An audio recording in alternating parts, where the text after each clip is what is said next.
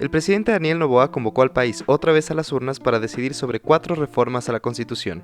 En esta serie de videos, nosotros te ahorramos leer los extensos anexos de las preguntas para que entiendas exactamente qué es lo que estamos votando.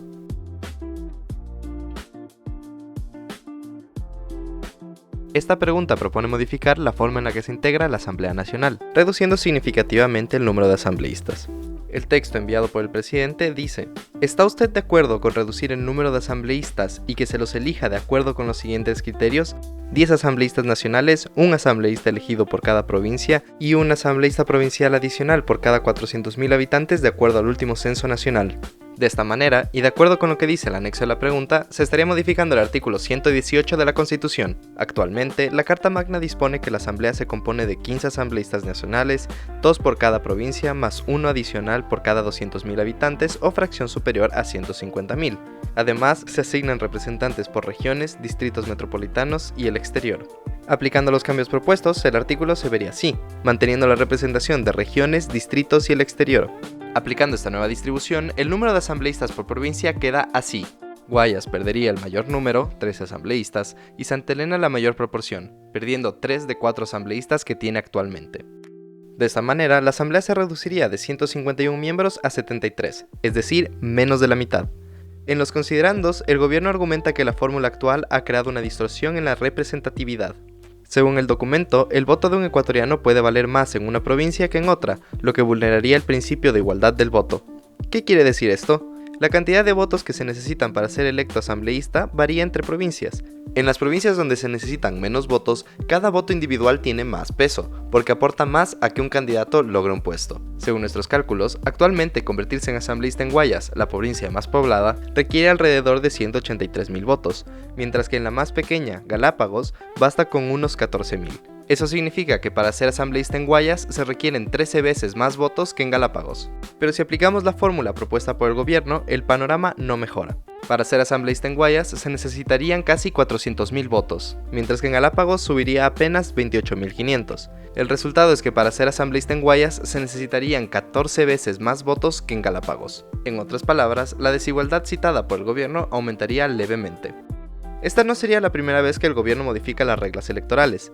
En junio de 2025, la Asamblea aprobó una reforma al Código de la Democracia con el apoyo de ADN y la Revolución Ciudadana. Entre otras cosas, la reforma reintrodujo el método de Hont para asignar los asientos en la Asamblea. Los métodos de repartición son fórmulas matemáticas que convierten votos en asientos dentro de la Asamblea. Su objetivo es que cada partido obtenga una cantidad de puestos proporcional al número de votos que recibió en las urnas.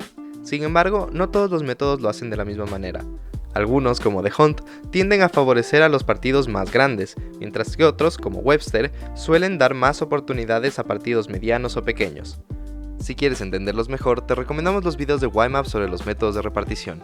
Por ahora, lo que necesitas saber es que con la reforma aprobada, los partidos más grandes recibirán más puestos que antes.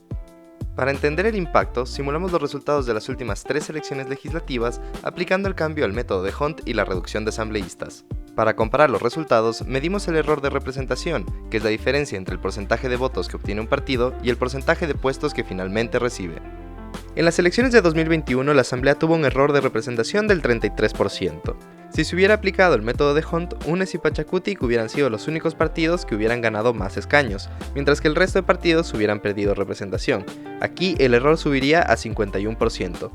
Si además se redujera el número de asambleístas, solo 5 partidos hubieran logrado entrar a la Asamblea: UNES, Pachacutic, Izquierda Democrática, Creo y el Partido Social Cristiano. El error se dispararía a 66%. En 2023, 17 partidos llegaron a la Asamblea, con un error de solo 17%. Con el método de Hont, la Revolución Ciudadana hubiera ganado 3 escaños adicionales, y el error subiría a 29%. Si además se aplicara la reducción de asambleístas, solo 8 partidos alcanzarían representación, y el error crecería al 64%.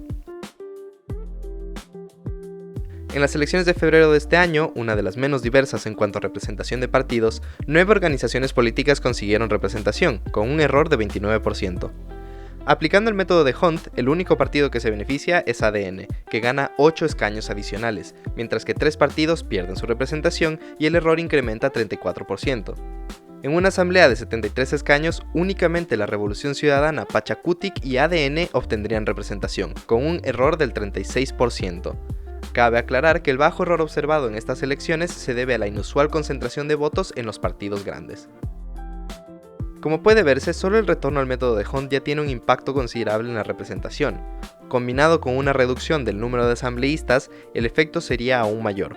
Mayor concentración en las principales fuerzas políticas, una disminución en el número de partidos que llegan a la asamblea y una mayor discrepancia entre los votos y la representación en la asamblea. Pero no todo es malo. Al reducir el número de asambleístas, el gasto de la asamblea en sueldos entre asambleístas, asesores y personal de apoyo disminuiría de $23 millones a 11 millones. Además, al haber menos partidos representados, el partido más grande tendría más facilidad para aprobar leyes, sin depender tanto de alianzas o negociaciones. En la asamblea existen 3 tipos de mayorías, pero la más importante para este análisis es la mayoría absoluta, que significa la mitad más 1 del total de asambleístas. Con esta mayoría se pueden tomar decisiones clave, como elegir o destituir a los miembros del Consejo de Administración Legislativa, aprobar o archivar proyectos de ley, mantener la postura de la Asamblea frente a un veto presidencial, enviar reformas constitucionales a consulta popular y censurar o destituir a ciertos funcionarios públicos. En las simulaciones que hicimos con las nuevas reglas, el partido más grande obtuvo en los 3 casos una mayoría suficiente para hacer todo esto sin necesidad de negociar con otros partidos. Es decir, hubiera tenido el poder de aprobar leyes con mucha facilidad, lo que podría facilitar implementar los planes de gobierno. Sin embargo, esta concentración de poder también tiene riesgos. Por un lado, si el partido mayoritario no necesita convencer a otros partidos de votar con ellos, puede aprobar leyes que no representen los intereses de la mayoría de ciudadanos. Por otro lado, la facilidad para gobernar solo funciona si el partido mayoritario en la asamblea es el mismo del presidente. Si el partido mayoritario es parte de la oposición, como hubiera ocurrido con las nuevas reglas en 2021 y 2023 con UNES y la Revolución Ciudadana, el resultado sería el contrario. El gobierno tendría grandes dificultades para aprobar leyes y podrían repetirse bloqueos legislativos como los que se vieron durante el gobierno de Guillermo Lasso. Esta pregunta plantea a la ciudadanía un debate entre gobernabilidad y diversidad política. ¿Queremos una asamblea más pequeña y eficiente o una más representativa y plural? Si te gustó este video, dale like y compártelo para que más gente se entere de lo que dice esta pregunta en la consulta popular. Recuerda también ver nuestros videos sobre las otras preguntas.